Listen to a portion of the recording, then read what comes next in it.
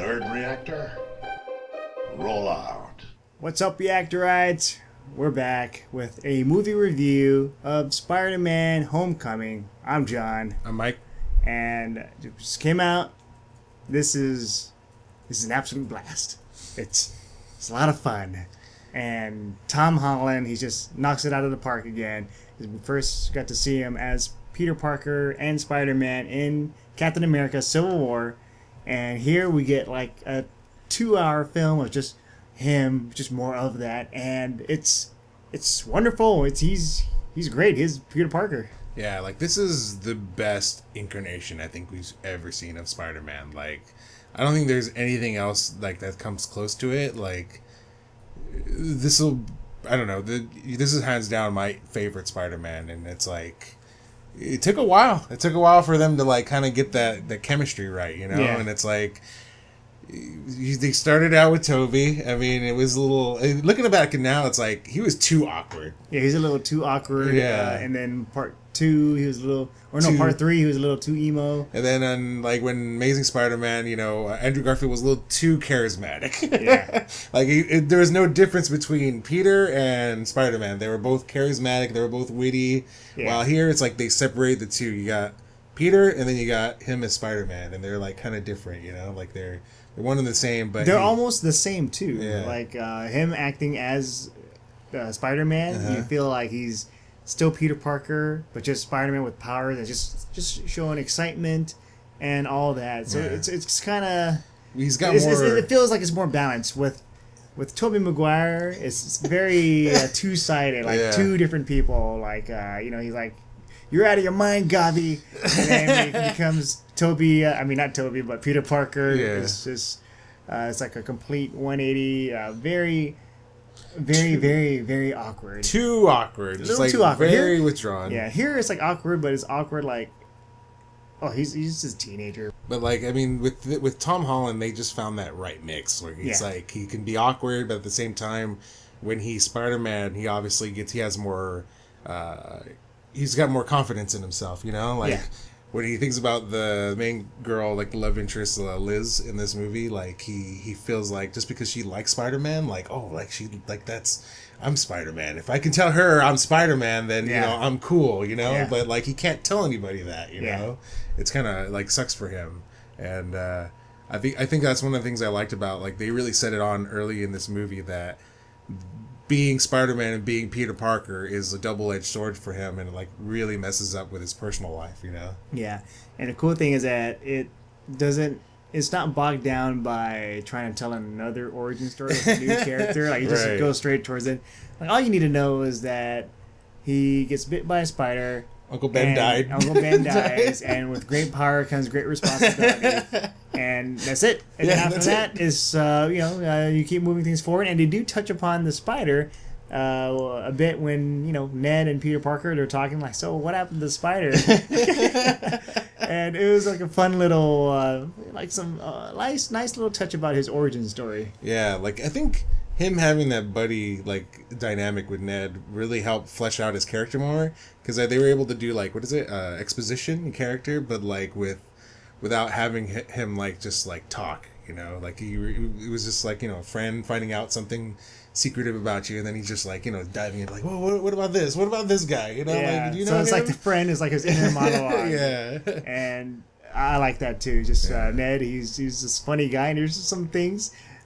Like, so stuff he says, you're like, whoa, this is a PG-13 movie. Yeah. And it kind of reminds me of when we were watching Transformers with Shia LaBeouf, and the mom was like, are you masturbating? So it's like, there's a scene similar to that. I'm like, wow. Yeah.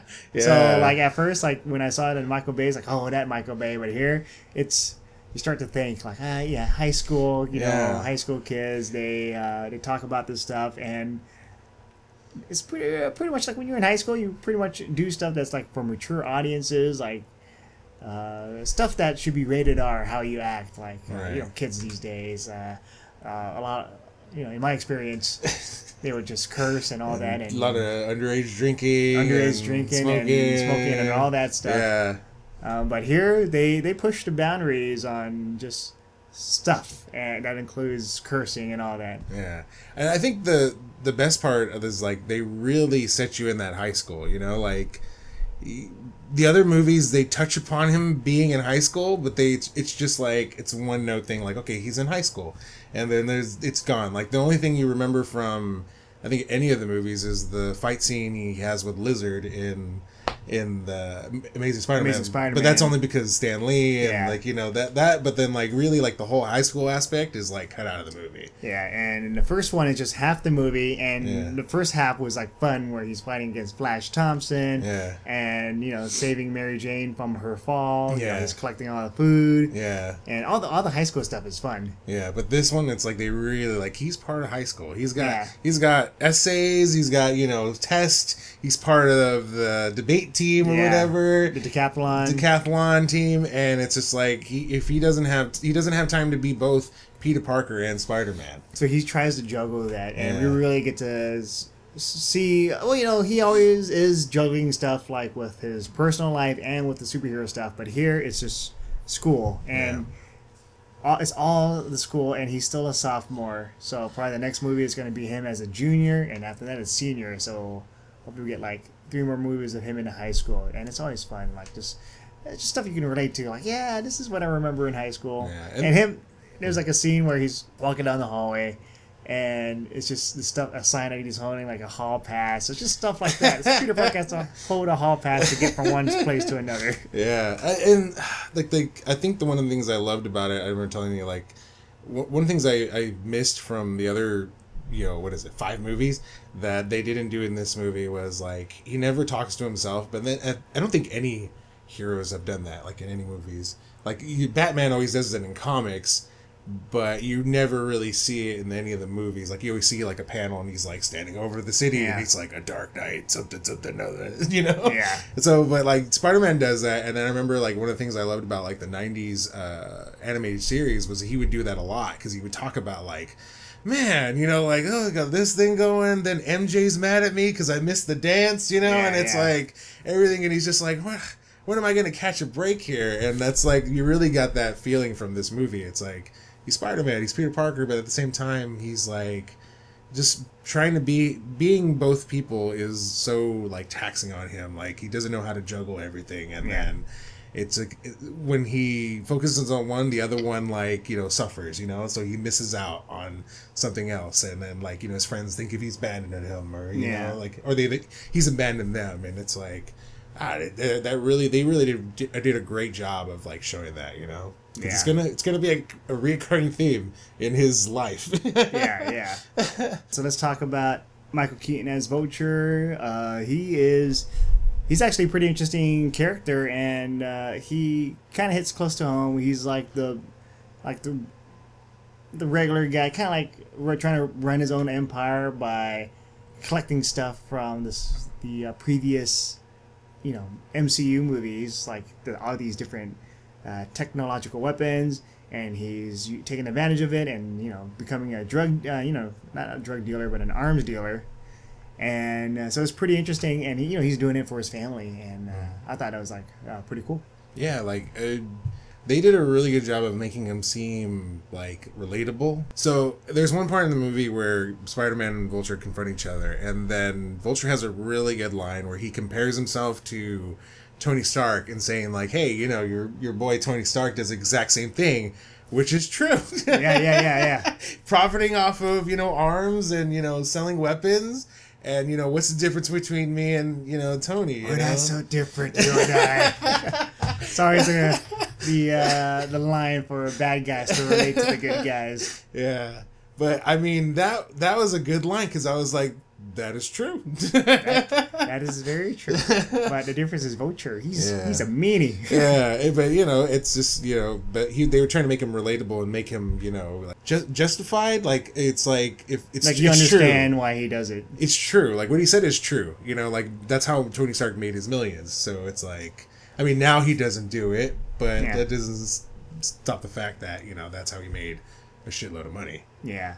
And there are other, you know, classic Spider-Man villains that are in this, and once you see them, it's like, oh wow, it's like they're teasing them, and then they're trying to set them up for future movies, so that's pretty cool. Aunt May is just really, she's like the cool aunt now. There's like parts where, you know, it's Marissa Tomei, so you know she's gorgeous. She's hot. And what is it? Tony Stark. He's always trying like, hey, so what about that? You know, your Aunt May. You know, it's like stuff like that, and she's I like her as Aunt May. Mm-hmm. I think like this is a completely different dynamic than we've seen before, or at least I've seen before. I mean, I don't remember. We grew up with like the '90s comics. So I'm sure like there's so many Spider-Man iterations. I'm sure at one point there was like young Aunt May, and there's things that they do that, you know, I don't think I remember ever seeing in comics or in the numerous animated series, you know. Yeah. So this Aunt May, she, you know, she's still an aunt, and she's still Peter Parker's aunt. She's just not older. Yeah. She's still old. She's still like old. But you know, she's gorgeous older. Yeah, because you typically think of Aunt May as like your grandmother, you know, like, oh Peter, let me do your laundry, you know, don't be late for supper. Yeah, so really, but I like this because it's closer. Yeah, and you can kind of relate more to her because she's still fun and funny. Like she's making pun jokes, and I like that. That was like a cute scene with her and Peter Parker like having dinner. Yeah, and you know that this movie does a lot where it changes things, or you know, does rewrites to whatever the origin or what you would think to come to Spider-Man. The suit was a big one for me. I don't know about the suit. Like at first I liked it because I remember seeing the trailer, but then like that thing has so much tech in it that it's kind of like, I don't know, it takes away from him being Spider-Man. And then it's you know, it's all part of Stark technology. And in the trailer, you know that Iron Man just like tells them, hey, give it back. They did a good job of doing that. Like they had the foresight and be like, okay, well we gotta make him prove that he's Spider-Man without the suit, you know. But I still like there's things like, especially when you're a fan, or you know the where he starts off with just, you know, normal web shootings, and then later on he gets more advanced. So we actually get to see some of the stuff that he's had, and that was pretty cool. Yeah, all it was these different definitely type cool. of webbing, abilities. Like he can do a parachute. He could make a parachute just with the webbing. Yeah. And I mean, we didn't see that, but I'm sure that's like one of the settings he has, you know. Yeah. But they kind of took that away from him. Like they kind of like, well, you already have. Here's all these presets you have. You know, they just, you know, they're already made for you. So I don't know. That kind of like it didn't take away from the movie, but for me, I was just kind of like, oh. I mean, I guess, you know, it does make sense. Yeah.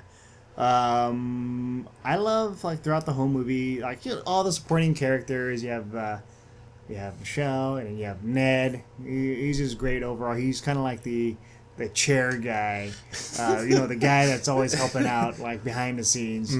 And he's fun to watch. He's like us, like, oh, what about this? What about that? Like, if we were really there, we would want to take advantage of these powers and always have these questions. And Peter Parker's, all right.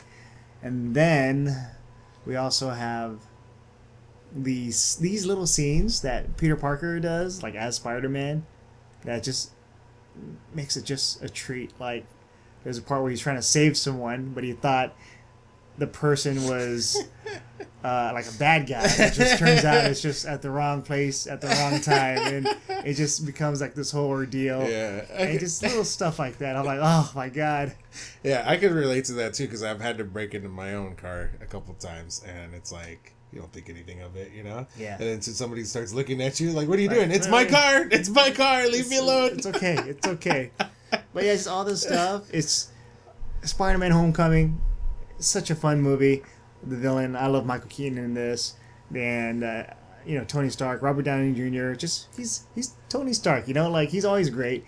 And just seeing him interact with Peter Parker, and then also we get to see Jon Favreau as, you know, happy, and they're back, and, you know, trying to take care of Peter. Yeah. It's always like a fun dynamic. Yeah, the three of them together, it's like a really cool mixture between the three of them. Yeah. I think also, like, this movie goes probably, No, I mean, I wouldn't say it's serious. I didn't think it was going to get as serious as it did in certain points, and I'm glad that it did because even though he is a kid, even though he is Spider-Man, he's still a kid. He's a teenager.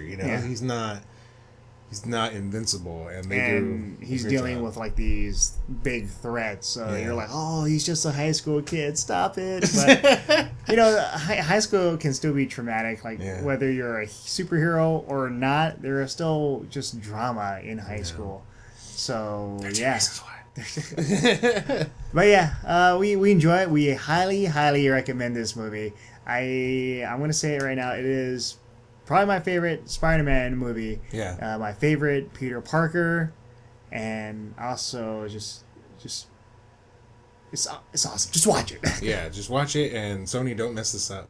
Yeah. So with that said, let me know what you thought about the movie if you already saw it on the comments below. I'm John. I'm Mike. And we'll see you guys next time.